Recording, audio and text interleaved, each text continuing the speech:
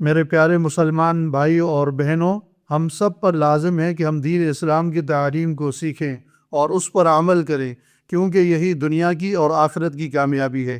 اللہ تبارک و تعالیٰ کا قرآن مجید میں ارشاد ہے، یرفع اللہ الذین آمنوا منکم والذین اوتوا العلم درجات۔ اللہ تبارک و تعالیٰ کا فرمان ہے کہ اللہ تعالیٰ ایمان والوں کے درجات اور علم والوں کے درجات کو اللہ تعالیٰ بلند فرماتے ہیں۔ نبی کریم صلی اللہ علیہ وسلم کی حدیث ہے، طلب العلم فریضۃ علی کل مسلم۔ اللہ کی محبوب صلی اللہ علیہ وسلم نے فرمایا کہ علم حاصل کرنا ہر مسلمان پر فرض ہے۔ میرے پیارے بھائیوں اور بہنوں، آئیے ہم خود بھی دین کو سیکھیں اور دوسروں کو بھی دین کی تعلیم سکھائیں، تاکہ ہماری آنے والی نسلیں دین پر چلنے والی بن جائیں۔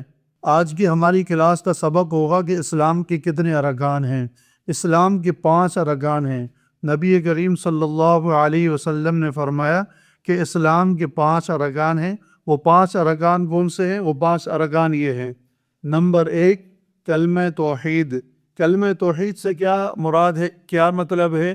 اس بات کی گواہی دینا کہ اللہ تعالیٰ کے سوا کوئی بھی معبود نہیں اور حضرت محمد صلی اللہ علیہ وسلم اللہ تعالیٰ کے آخری رسول ہے۔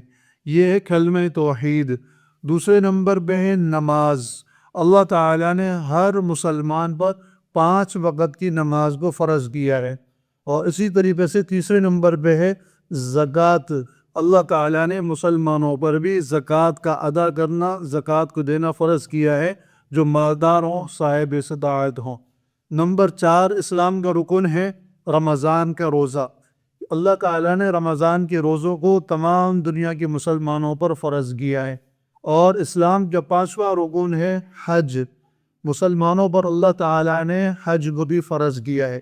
یہ اسلام کے 5 ارکان ہیں۔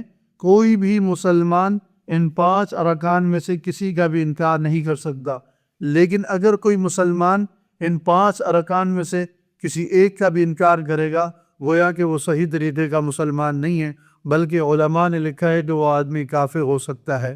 لہذا ہر مسلمان ان 5 ارکان کو سمجھے اور اس پر عمل کرے، اور اپنے بچوں کو بھی سکھائیں اور بچوں کو بھی بتائیں کہ اسلام کے 5 ارکان ہیں: کلمہ توحید، نماز، زکوٰۃ، روزہ اور حج۔